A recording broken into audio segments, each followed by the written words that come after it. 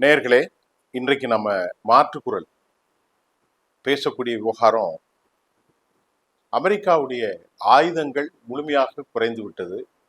இஸ்ரேலில் ஆயுதங்கள் இல்லை.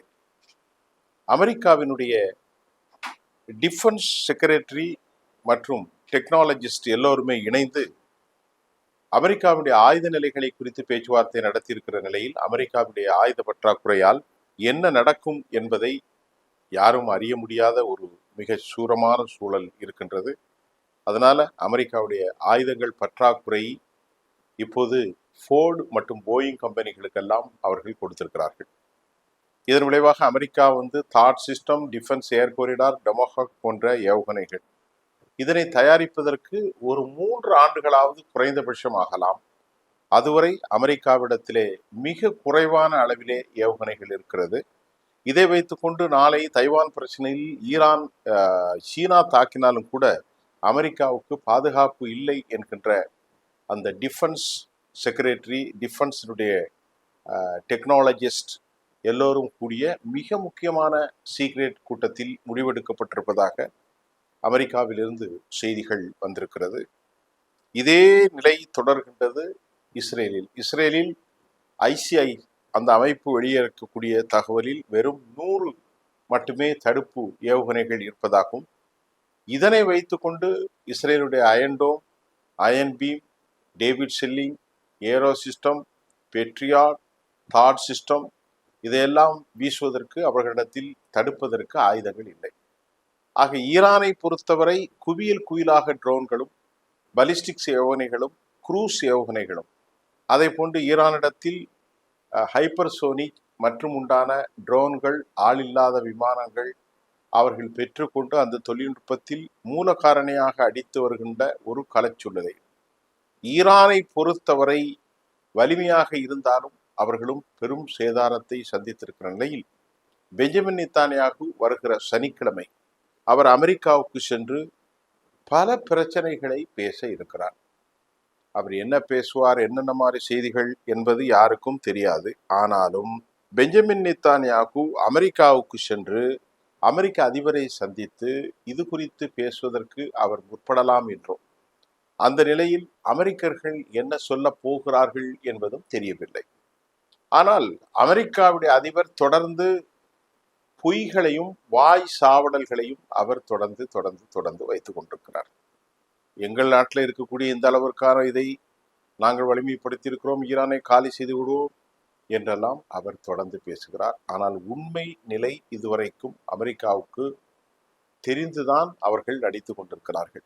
ஹெர்முஸ் வளைகுடாவிலே அமெரிக்கர்கள் கடுமையான தாக்குதலை நடத்தியிருப்பதாகவும் இன்றைக்கு செய்திகள் வந்திருக்கிறது.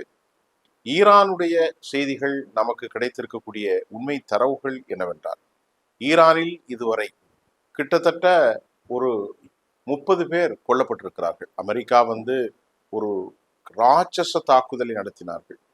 ஒருவேளை அமெரிக்காவுடைய இறுதி தாக்குதலாக கூட இந்த தாக்குதல் இருக்கலாம் என்று சொல்லக்கூடிய அளவிற்கு ஒரு ராட்சச தாக்குதலை அமெரிக்கா நடத்தியது. இந்த தாக்குதலில் 260க்கு மேற்பட்ட ஈரானியர்கள் படுகாயம் அடைந்திருக்கிறார்கள். பலர் அநேகமாக கவலைக்கிடமாக கூட இருக்கலாம். பலர் வாழ்நாள் முழுவதும் ஊனமுட்டவர்களாக கூட மாறலாம். இந்த ஒரு களச்சூழ்நிலையில் 30 பேர் வரை ஈரானில் உயிரிழந்திருக்கிறார்கள். அப்படி என்றால் ஒரு ராட்சச தாக்குதலை அமெரிக்கா ஈரானுக்குள் நடத்தியிருக்கிறது. தெற்கு தெஹ்ரானில் நடத்தியிருக்கிறது. கேஷம் தீவுகளில் மற்றும் ஷிர்க், அதே மாதிரி பந்தர் அப்பாஸ், எல்லாவற்றிலும் பந்தர் அப்பாஸ் என்று காலை கிடைத்த தகவலில் பற்றி எறிவதாக தற்போது செய்திகள் வந்திருக்கிறது. ஈரானுடைய துறைமுகங்கள், ஈரானுடைய ஆயுத குடோன்கள் எல்லாத்தையும் தாக்கியிருக்கிறார்கள். இந்த நிலையிலே ஈரானுக்கு ஒரு ரகசிய ஆலோசனை சொல்வதற்காக ரஷ்யர்கள் மிக முக்கியமான TU-123 PU-4 என்கின்ற ஒரு மிகுந்த அணு ஆயுதங்களை தாங்கக்கூடிய, எதிர்ப்பானைகளை தாங்கக்கூடிய விமானத்தில் வந்திருக்கிற செய்தியும் தற்போது மிகுந்த முக்கியத்துவம் வாய்ந்ததாக இருக்கிறது. முஜிதபா கொமேனி இந்த மாதம் 23ஆம் தேதி அவர் பொதுக்களத்திலே தோண்ட போகிறார் என்ற அறிவிப்பு IRNB மூலம், ஈரானுடைய படைத்துறையின் மூலம் வெளியாகி இருக்கிற நேரத்தில் முஜ்தபா கொமேனி எப்படி தோன்றுவார், அவர் என்ன பேசுகிறார் என்பதை உலகம் அறிய காத்திருக்கிறது. ஒருவேளை அவர் வீடியோ காணொலியில் பேசலாமா என்பது தெரியவில்லை. இந்த நிலையில் பஹ்ரைன், குவைத், ஜோர்டான் ஆகிய 3 நாடுகளும் பெரும் தாக்குதலுக்கு, அதுவும் குறிப்பாக அமெரிக்காவுடைய தளங்கள் முற்றிலுமாக அழிக்கப்பட்டிருப்பதாக IRGC அறிவித்திருக்கிறது. முதலிலே பஹ்ரைனை எடுத்துக்கொண்டால் அமெரிக்க தளங்கள், அமெரிக்காவினுடைய குடோன்கள், அமெரிக்காவுடைய கப்பற்படை 5th ஃப்ளீட் தளங்கள் முற்றிலுமாக லாஜிஸ்டிக்ஸ், யுஎஸ்னுடைய லாஜிஸ்டிக்ஸ் எல்லாம் அழிக்கப்பட்டு ஒன்றுமில்லாமல் குப்பை குளங்களாக மாறியிருக்கிறது. குவைத்தை எடுத்துக்கொண்டால் அமெரிக்காவினுடைய எரிபொருள்கள் கூடாரங்கள், ஆயுத கூடாரங்கள், வெடிகுண்டுகள் புதைக்கப்பட்ட இடங்கள், விமானம் நிறுத்தப்படுகிற இடங்கள், ஓடுதளம் எல்லாம் நாசம் செய்யப்பட்டிருக்கிறது. எல்லாவற்றையும் விட ஜோர்டானுடைய இந்த தாக்குதலில் அமெரிக்காவுடைய F-15, F-16, F-35 உள்ள அந்த கிளைடர்ஸ், அதற்கு சொந்தமான சில முக்கியமான ஃபுல் அட்டாமிக் ஆக்சசரிஸ் நிறுத்தப்பட்டிருக்கிற இடங்கள் எல்லாம் தாக்குதலுக்கு ஜோர்டானையும் அவர்கள் அளித்திருக்கிறார். இந்த நிகழ்வுகளை எல்லாம் பார்க்கின்ற போது தடுப்பு வியூகம் அதிகமாக இல்லையோ என்று எண்ண தோன்றுகின்றது. இது ரொம்ப முக்கியமான ஒரு விவகாரம். இதை குறித்து அமெரிக்காவினுடைய மார்க்கோ ரூபியோ கடும் கண்டனத்தையும் எச்சரிக்கையும் ஈரானுக்கு ஏற்படுத்தியிருக்கிறார். எப்படி ஏற்படுத்த முடியும்? அவர் தாக்குகிறார், அதற்கு பதிலுக்கு இவர்களும் தாக்குகிறார். எச்சரிக்கையை எப்படி ஏற்படுத்தினார்கள், எந்த நிலையில் ஏற்படுத்தினார்கள் என்று யாருக்கும் எதுவும் புரியாது. இந்த நிலையில் ஒரு பரபரப்பான மொசாத் உளவாளியாக அகமதி நஜாத்தி, அதாவது முன்னாள் இஸ்ரேலுடைய, அதாவது ஈரானுடைய ஆளுநராக இருந்த பிரசிடென்ட் அகமதி நஜாத்தி உளவாளியாக மாறினார் என்றும், ஒரு ஆட்சியாளனே உளவாளியாக மாற்றக்கூடிய திறமை இவர்களுக்கு இருக்கிறது. யாருக்கு சொல்ல போனால் ஈரானுக்கு இருக்கிறது. ஈரானுக்கு அல்ல, மொசாத் படைகளுக்கு இருக்கிறது. அவரை இப்போது கைது செய்து வீட்டு வாசல் வைத்திருக்கிறார்கள். 2014, 15, 14 அவர் இருக்கிற போது அவர் இஸ்ரேலுக்கு எதிராக கடுமையான நிலைப்பாட்டையும், அஹமது நஜாத்தி அது மட்டும் இல்ல, இஸ்ரேல் அணு ஆயுதங்களை ஈரான் தயாரிக்க வேண்டும் என்றும் தொடர்ந்து வலியுறுத்தி கொண்டிருந்த ஒரு நபரை மொசாத் படைகள் அவர்களுடைய கையாளாக மாற்றியிருப்பது ஏராளமான சிக்கலை ஏற்படுத்தி இருக்கிறது. அப்ப மொசாத் ஊடுருவாத விவகாரங்கள் யாரும் இல்லை. திருப்பி கேட்டால் முஜ்தபா கொமேனியே மொசாத்தினுடைய ஆளாக இருப்பார் என்கிற அளவிற்கு, ஒரு நகைச்சுவையாக சொல்லக்கூடிய அளவிற்கு அலி கமேனியே மொசாத்தினுடைய ஆலையாக மாற்றுவதற்கு நான் சொல்கிறேன். அலி லாரிஜானி போன்ற தலைவர்கள், அப்பாஸ் அராக்சி எல்லாரையுமே மொசாத்தாக மாற்றிவிடக்கூடிய அளவிற்கு அவர்கள் வல்லமை கொண்டிருக்கிறார்கள். என்னன்னா இது ஒரு நகைச்சுவையாக்கு சொல்லப்படுகிற செய்தி. அந்த அளவிற்கு யாரையெல்லாம் மொசாத் உளவாளிகள் கையில் எடுத்திருக்கிறார்கள், அவர்களுக்காக பெரும் பணத்தை கொடுத்திருக்கிறார்கள்.